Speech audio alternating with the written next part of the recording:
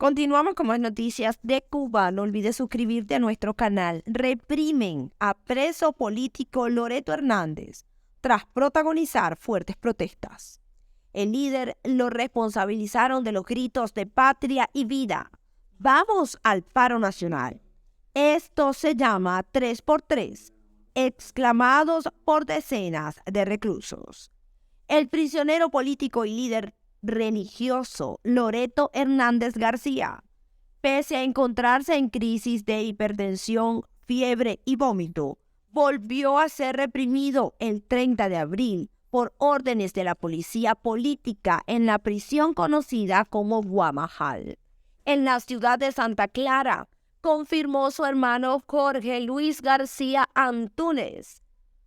De acuerdo con Antúnez, al líder lo responsabilizaron de los fuertes gritos de patria y vida.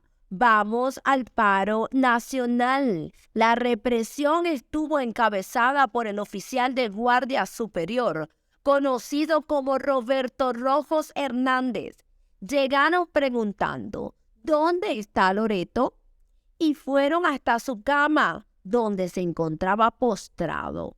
Lo tiraron para luego de posarlo, conducirlo entre violentos empujones y apretones de cuello, a punto de asfixiarlo hasta la celda de castigo. Lo esposaron por la espalda, le apretaron el cuello y lo llevaron a una celda, declaró el activista exiliado.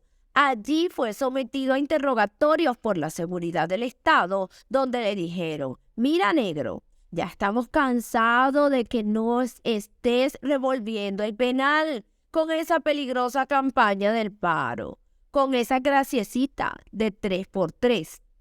Nos estás creando una tropita aquí de mercenarios a los que no le vamos a permitir que nos sigan robando espacio. Por cada cartelito del famoso paro que siga apareciendo en esta prisión, por cada gritico de patria y vida, te la vamos a aplicar por contrarrevolucionario y cabecilla. Tú y tu mujer se van a quedar aquí en la cárcel. Luego de casi 8 horas en una celda de castigo y total aislamiento, fue sacado de allí gracias a los gritos de preocupación y solidaridad de numerosos reclusos que comenzaron a dar golpes de puertas y candados y a gritar, ese hombre está muy enfermo por culpa de ustedes, sáquenlo de ahí.